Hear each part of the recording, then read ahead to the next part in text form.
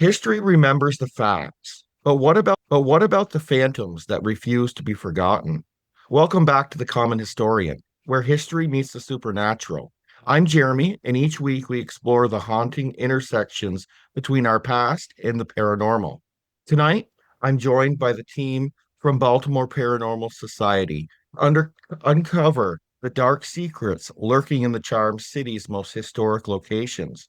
From Edgar Allan Poe's mysterious legacy to Civil War era spirits and their upcoming investigation at the notorious Lord Baltimore Hotel, we're diving deep into Baltimore's supernatural underbelly. So grab your beverage, dim the lights, and to journey into the world where history refuses to stay buried. Welcome. Can you introduce yourselves and tell us how the Baltimore Paranormal Society was founded? Yeah, sure. I just want to start off by saying thanks for having us on the podcast. We're looking forward to the conversation with you tonight. My name is Brian. I am the founder and the director of the Baltimore Paranormal Society. And to my right is Crystal. She is the assistant director as well as one of my lead investigators. As far as how the society came to be, I started the society back when I was in college at Towson University, and we were originally called the Towson University Paranormal Society back in 2012. The university worked with us quite a bit, but we were outgrowing our stint there. I decided to take it off campus and create what is now the Baltimore Paranormal Society. So we've been a team ever since 2012. Right now, we have about 12 active members. We do a variety of team investigations, fundraising events for historic locations, ghost tours. That's how we got started. Just brought on a bunch of new members. It's an exciting time for us because we have a lot of opportunities that have been presented to us. It's intriguing to see the interest is still there with the new folks and they really want to get involved. It's an exciting time here at the BPS camp. In a nutshell, that's how we got started. For each of you, what drew you to paranormal investigation and how did you end up focusing on Baltimore haunted history? Well, I guess I can start there. I grew up in a haunted house. Throughout my life, I've worked different places that have been haunted, had different experiences that I couldn't explain. So it was always trying to figure out how to answer what I was experiencing or what I had experienced. I linked up with a couple friends that had similar interests. We wound up doing a public event with Baltimore Paranormal Society a long time ago, clicked really well with Brian, and the rest is kind of history. We joined and we've been at this journey ever since. For me, I didn't have that experience growing up. I've never lived in a haunted house, didn't grow up in one. What really got me interested were the TV shows. I really value history. I'm a history nerd at heart. I liked what I saw on the TV shows with ghost hunters and ghost adventures. And I'm like, that looks like something that would interest me. When I was in college, we went on a couple different excursions and really dipped my toes into it. I said, well, this is something that I want to do for the long haul. Ever since then, the rest is history. Like Crystal said, we've had our share of members come, go for various reasons, but generally, all of our members are very passionate about what we do. I enjoy working with each and every one of them. But yeah, it really just stems back to the TV shows for me and the interest in history and the paranormal. I can really relate. I didn't grow up in a haunted house, but I've lived in a haunted house about 20 years ago. And Baltimore has a soft spot in our hearts too, because we're all relatively local. Baltimore has such a rich historical backdrop. How does the city's history influence your approach to investigations? The city has so much to offer. It's seen everything from colonial times to the Revolutionary War, the Civil War. There's been unrest. It's kind of just soaked in that energy. Every building and every street dripping with energy. We aren't just looking for paranormal activity when we go places in Baltimore. We're looking for the history tied to the place as well. It helps us validate what we're getting or understand it better. When we approach a location where we're going into a place that might be new to us, we have historians on the team who will do a deep dive into the history of the location. And that really helps us craft what our investigation is going to look like. Because, like Crystal said, there's a lot of history in Baltimore, from colonial times to prohibition, the active seaport in Fells Point. We really have to alter our techniques based on the locations we go to within the city.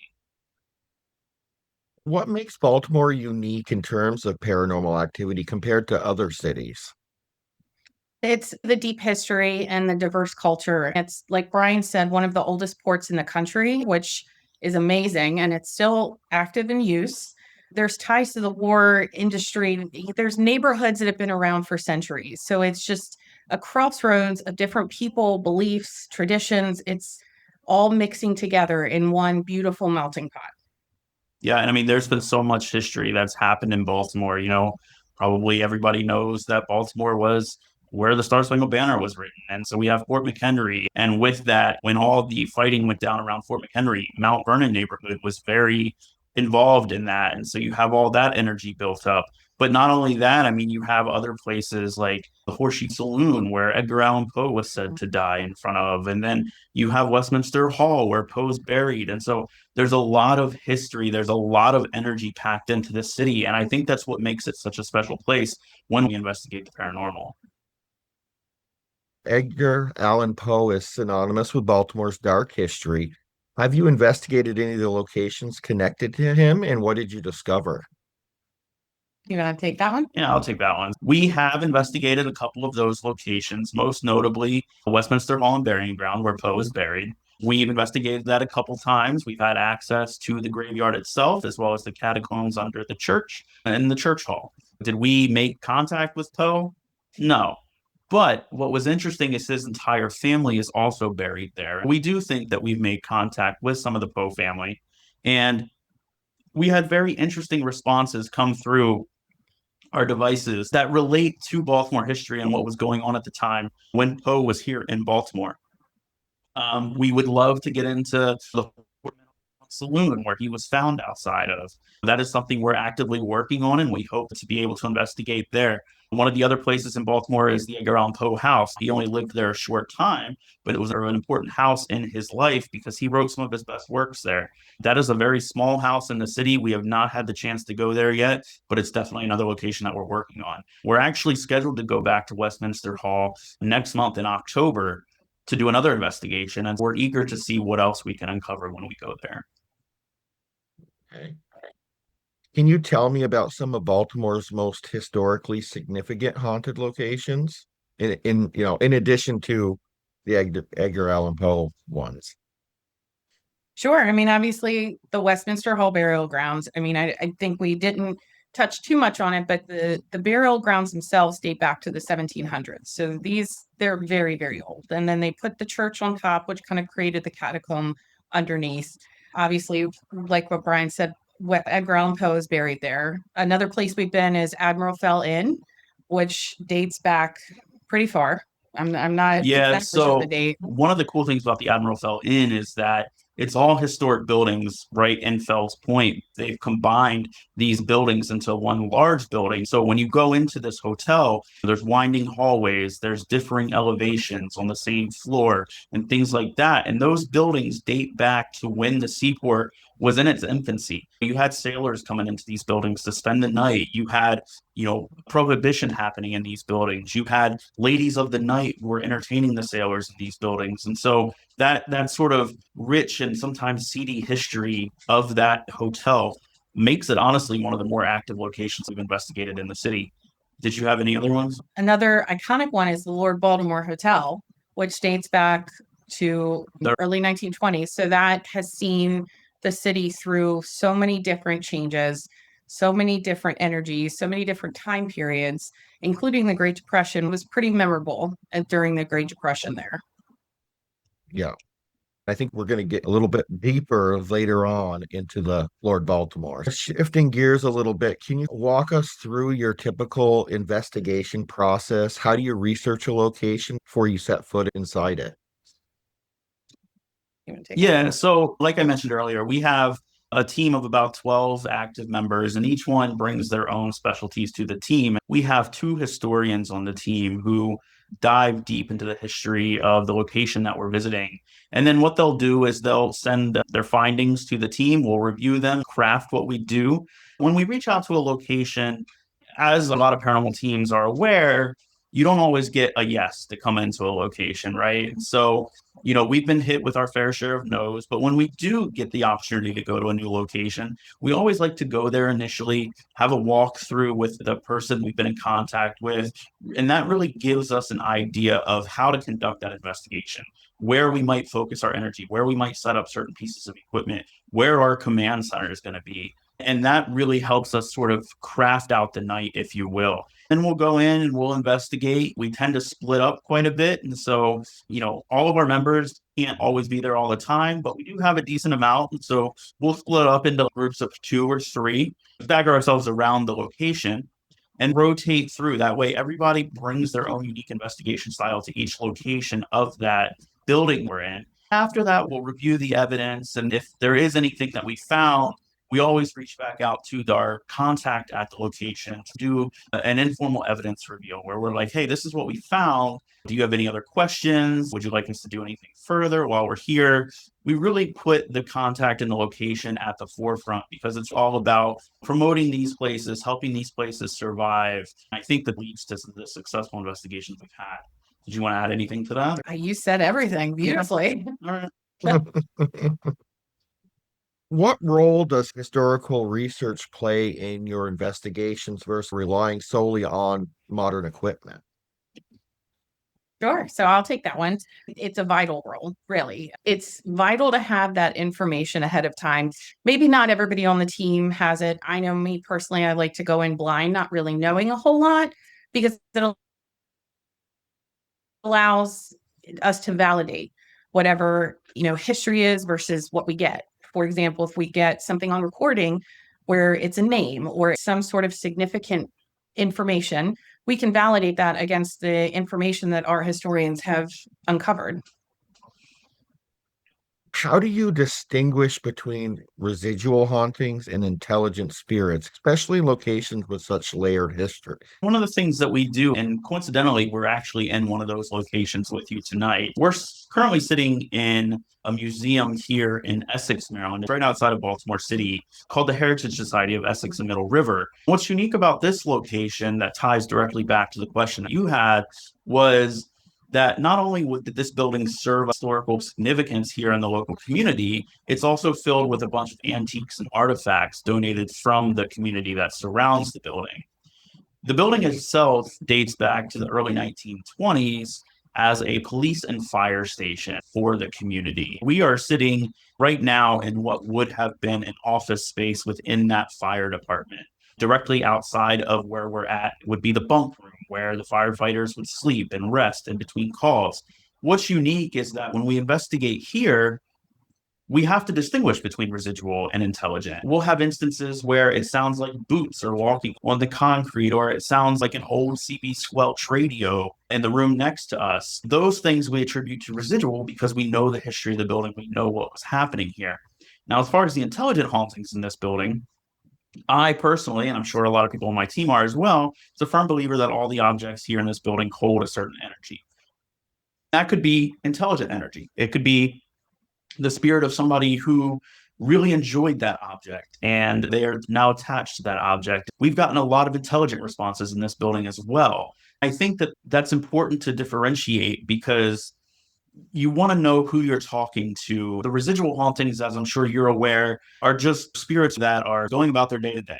They're not cognizant that we're here. They're not cognizant it's the year 2025. They're just playing on repeat. Intelligent hauntings, they can interact with us. And so a lot of our equipment we use to communicate with those potentially intelligent entities that we have. And we've gotten some really great answers to questions, including our names coming through devices when we're here in this building or other buildings that have historical significance. Do you want to add anything to that? I mean, the residual is just like a recording. That's how I like to think of it. The intelligent is like a conversation, maybe not as fluid, but more of an intelligent interaction. Okay. And this next question is probably for each of you. But what's the most important piece of equipment in your arsenal and why? For me, I really like and value my EMF tripwire. It's a very long, kind of wired EMF pods, if you will. So there's little lights, little pods that light up. essentially the mental bubble. If something interacts or gets in that bubble, it lights up. I've had a lot of interesting, exciting interactions with it. It also allows me to see where things are moving compared to where I'm at. I like that it gives me a little bit of control of where everything is versus where I am. Yeah. I tend to value my personal experiences as one of the more important aspects of an investigation. And so, I, over the years of doing this, have sort of developed some sensitivities to the energy that might be here. I rely a lot on where I'm drawn into a building or the energy that I feel within a space. If I'm feeling that there might be something in the other room, we can really hone in on that and turn our investigation toward that. If we're talking about equipment, I think honestly, one of the most useful pieces that we have are our voice recorders and ways of recording our conversations with these spirits. Because as you're aware, a lot of the times we don't hear the responses. So we're just asking questions and formulating what that conversation is going to look like. But it's so rewarding when we listen back after an investigation and hear those intelligent responses to our questions. And we're able to put these pieces together to really shape that picture of the location that we're investigating. Can you share your most compelling evidence from an investigation that you had as a group? Do you have the same story as I do? I don't. I'll let you go first. So this was a long time ago. One of the first times we were at Poe's grave doing a public investigation. I had a guest send me a video recording. The only thing you could see was the ground, but he was at Poe's grave just asking questions. In that recording, we had a response, and there was two males that were out there talking, distinct different voices that you can differentiate. As he asked a question, I believe it was, what do you think about this place? Have you come back to haunt the city? You can hear a clear yes, but it's a completely different tone. It almost kind of gives you old man vibes. Not saying that it was Poe, but it was very interesting. Nonetheless, I think that was pretty interesting for me. Yeah. And one of the pieces of evidence that I find most compelling is something that I like to share at the beginning of all of our talks called In Conversation with the Baltimore Paranormal Society, where we showcase some of the evidence that we've caught. One of the first pictures that I like to show folks is a picture that was captured while I was still in college at Towson at an abandoned mental institution. We were in the basement of that building. We were trying to take a picture and our cameras kept malfunctioning. The flash wouldn't engage, the picture wouldn't get taken, and we only managed to capture one picture during that session. And when we got home and we looked at our pictures, our jaws just hit the floor because in that picture, you can clearly see an apparition of what looks to be someone wearing a nurse type outfit. They have what looks to be white curly hair. They have a black sort of uniform on with white collars. You can see the arms protruding. You can see the eyes, the nose, the mouth. And there were only two of us down there at the time, and it certainly wasn't any one of us. So that by far has been one of the most compelling pieces that I've been able to capture. Wow, that's really nice. And staying on the same topic, what has been your most unexplained encounter during investigation? The first thing that comes to mind is when we were doing an investigation at Admiral Inn. We were using a device called the Phasma box, which allows us to intentionally and immediately communicate with spirits. Through that Phasma box, we weren't just getting voices, we were also getting sounds. And the sounds that were coming through sounded like ship horns. To this day, and this has been several years ago, to this day, we have never heard that come through the Phasma box again. So it was interesting because we're at Admiral Fell, right next to where the ships were coming in, and it's never happened ever again. Yeah, as far as the encounter that kind of stays with me, I have a couple that I like to talk about. For the sake of being in the location that we're in tonight, I'll tell about one that happened here. This building has a set of jail cells because it was the police station. Down on the first floor, there's about four male jail cells, and there's a hallway that connects all four of them. We were at the end of that hallway looking toward the end of the cell block, and we saw what looked to be a shadow figure pacing back and forth at the end of that hallway. I decided that I wanted to get closer to it, just try to make contact with it. When I got up to it, I felt what could only be described as tightening around my throat to the point of where it felt like something was trying to choke me. Crystal was here that night as well as some other investigators, and they actually had to help me outside because I could not breathe. That was one of the more alarming things that have happened to me in this building. But I've had experiences like that a couple other places as well.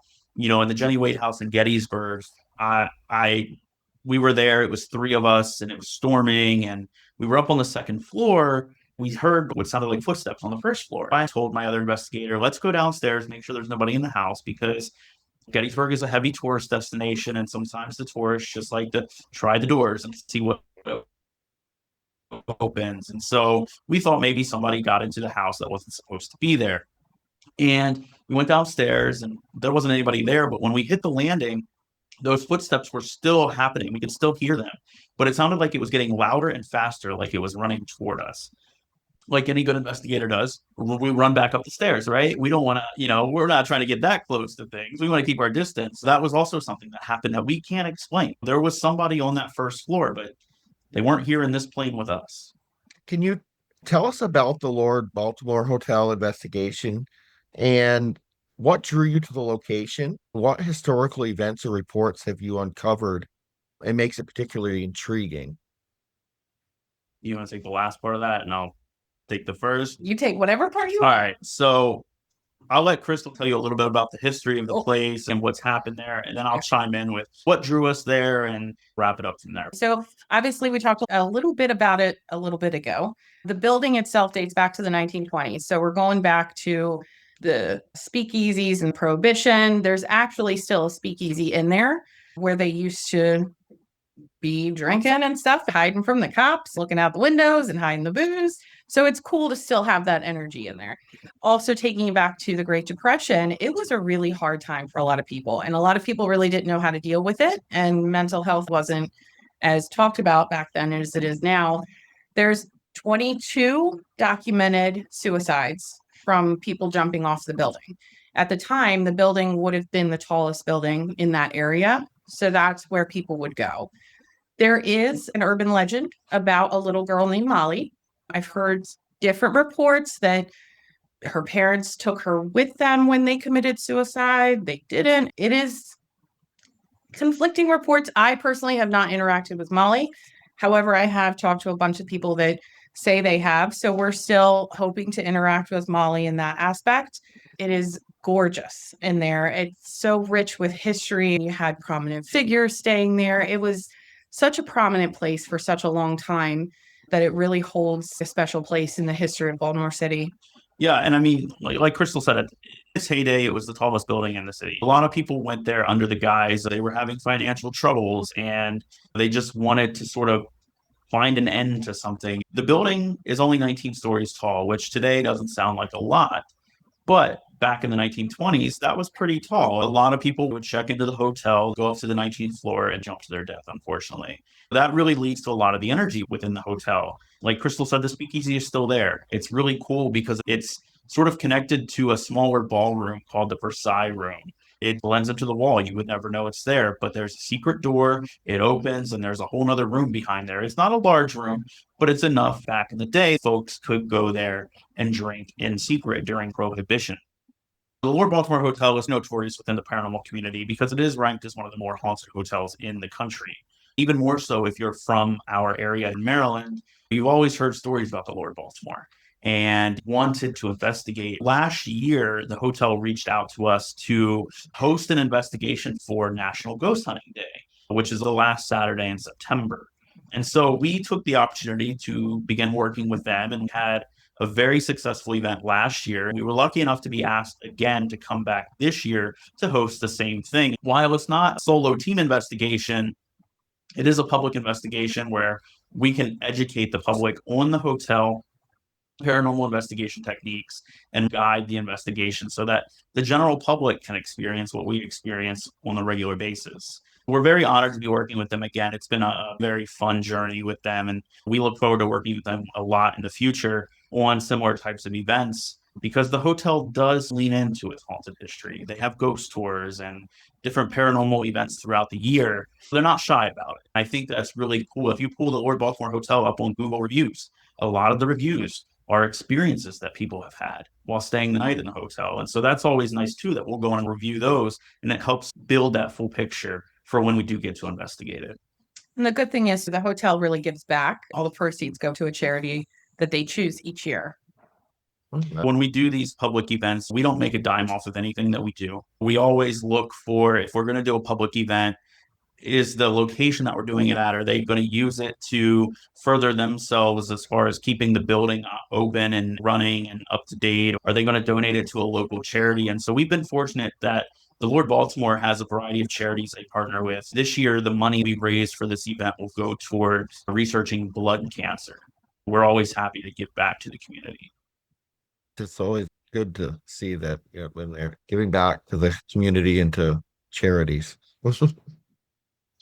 So kind of continuing on with the Lord Baltimore, based on your primary research, what specific areas of the Lord Baltimore are you most excited to investigate, and what types of paranormal activities have been reported there? I'm most excited to investigate the 19th floor. The last time we were there, there was a lot of activity. It makes it a little more difficult because it's an operational hotel. There was a bar on one of the floors, so there's a lot of noise. There was a wedding there, so it does make it a little more challenging. I'm hoping to get a little more interaction around that area and hopefully maybe run into Molly. I've heard a lot about Molly, so Molly, come through.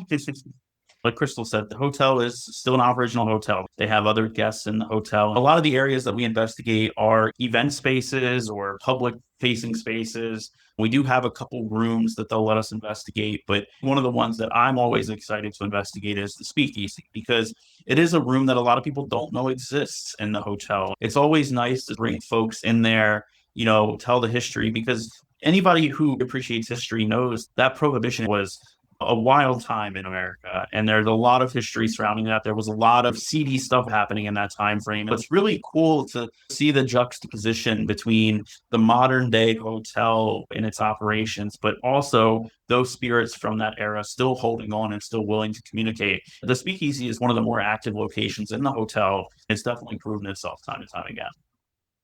Okay. How do you handle investigations in locations that are still in use, the Lord Baltimore Hotel, when they're open to the public? How do you handle the investigations when you do that?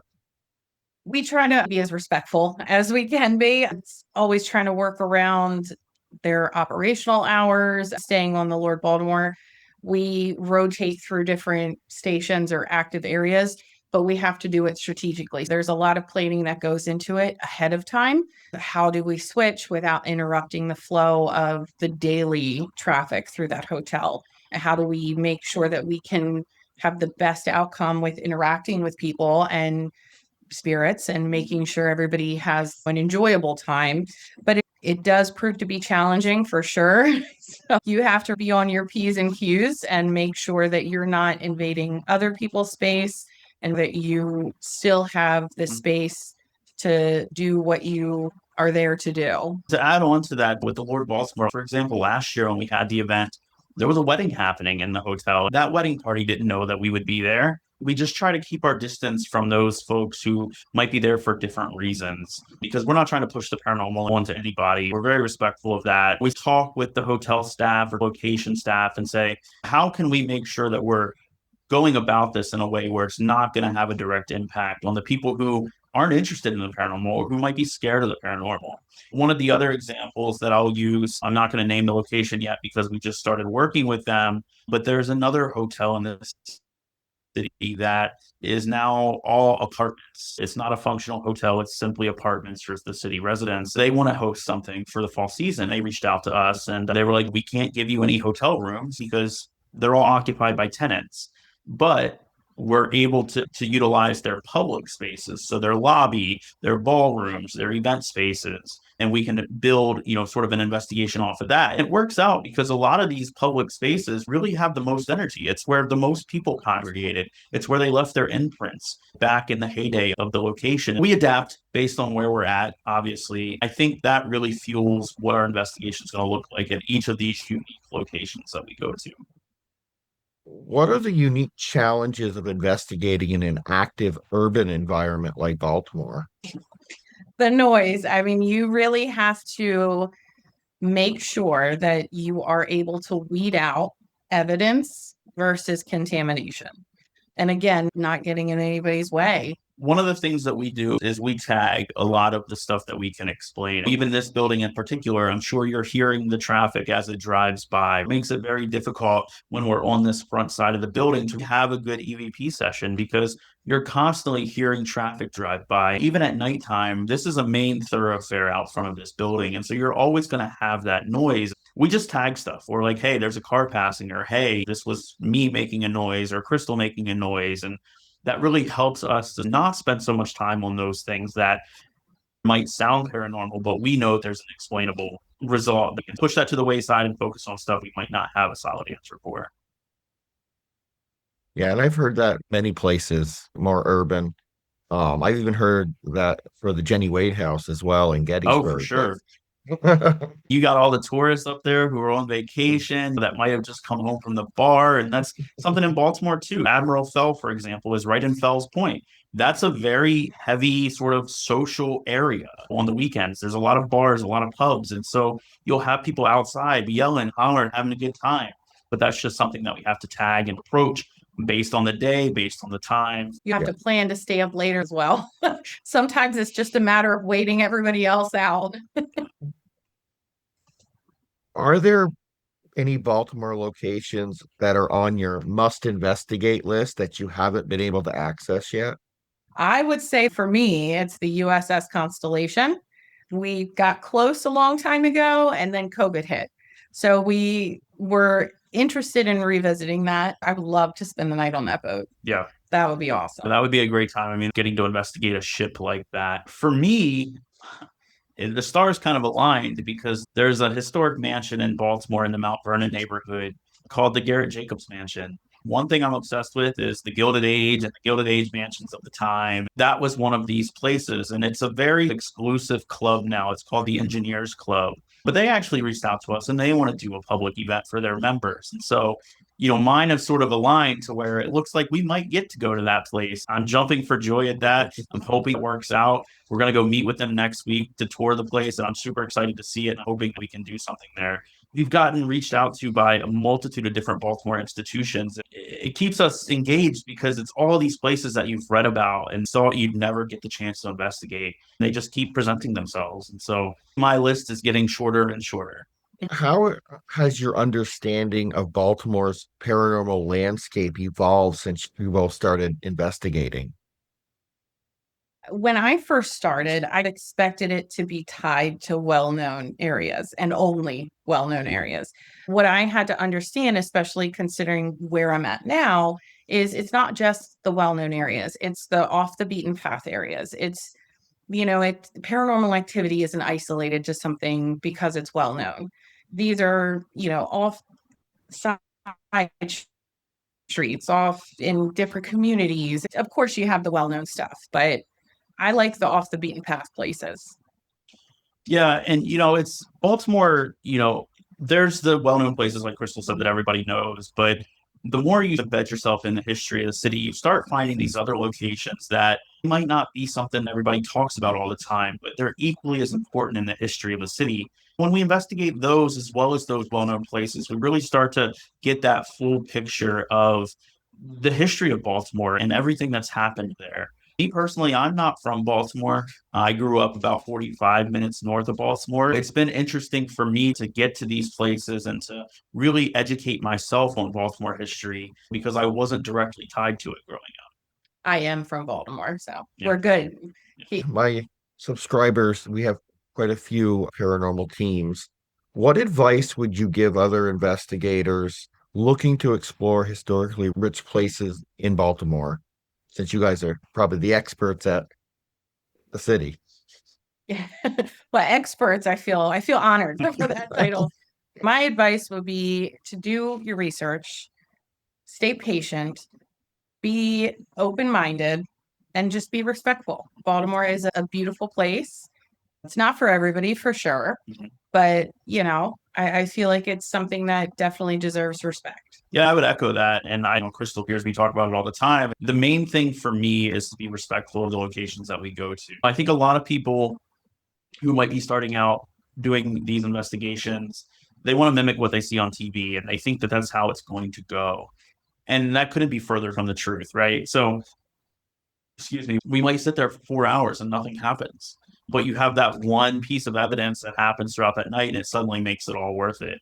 When we host public investigations, I have this little joke that I do at the beginning where I tell people, if you came here to be thrown up against the wall like Zach Bagans, you're in the wrong place. It's just not going to happen. I level expectations for our guests from the jump. Like, you're not going to have a spirit manifest itself in front of you. Yeah, it's always a possibility, but the likelihood of something like that happening is very slim. For the new groups out there, be patient, be respectful of the location, and just really take your time appreciating these places, because at the end of the day, if it weren't for these places, then I don't think we would exist as a team. Just have a couple more questions for you. Where can people follow the Baltimore Paranormal Society and your investigations? Oh, so we are on Facebook, the Baltimore Paranormal Society. We are also on Instagram At baltimore.paranormal.society. And then we're also on TikTok at the.bps. Be patient with us on TikTok. We just started. So we post everything there, our Facebook, our Instagram, our TikTok. We post about all of our adventures there. We go live on Instagram from time to time at these locations where we're able to. But that's really the best way to keep up with us. We also pop up at different conventions or events. If anybody's local to the area, I know that this is coming out later, during the weekend. But this Saturday on the 13th, we will be here at Essex Day, which is right in front of that Heritage Society Museum that I talked about earlier. And so we always post about where they can find us at these conventions that we go to. We love meeting people who have similar interests to us or that are like-minded and talking about what we do as a team. Have all your links in the description below as well. They'll be able to find you and follow you. Awesome. Is there anything else you'd like the audience to know about Baltimore's haunted history or any upcoming investigations? So, like Brian said, we're doing Essex Day. We have the kickoff National Ghost Hunt Day. We weren't satisfied with just one day. We wanted to turn it into a whole weekend. So that Friday, the 26th, we are doing a public investigation in the Heritage Society of Essex and Middle River. And of course, that's in Essex, Maryland, right outside the city. The next day on Saturday, we're doing actual National Ghost Hunt Day at Lord Baltimore. We have an event coming up at Jarrettsville Library in Hartford County. They asked us to come in and do a public there. So we're really interested to see what the library holds. In addition to that, we usually host something around Halloween. And so we'll be back here at the Heritage Society of Essex and Middle River on October 25th for a public investigation as well. We're working on a few other public things to happen this fall, but you'll have to follow our socials to find out about those once we're able to announce them. Sounds great. I thank you for participating today. I had fun with the interview. It seems like you guys have an incredible team and lots of insights into Baltimore's haunted history. Make sure you follow their investigations. Like I said, I'll put the links in the description below. And until next time, make sure that you subscribe if you've liked this interview and ring the bell so you get those notifications and you won't miss any episodes. New haunted adventure will come out next Saturday. We have the Preston Castle coming out the following Saturday. So that'll be a great one. This is the Common Historian, and I'll see you in the shadows next week.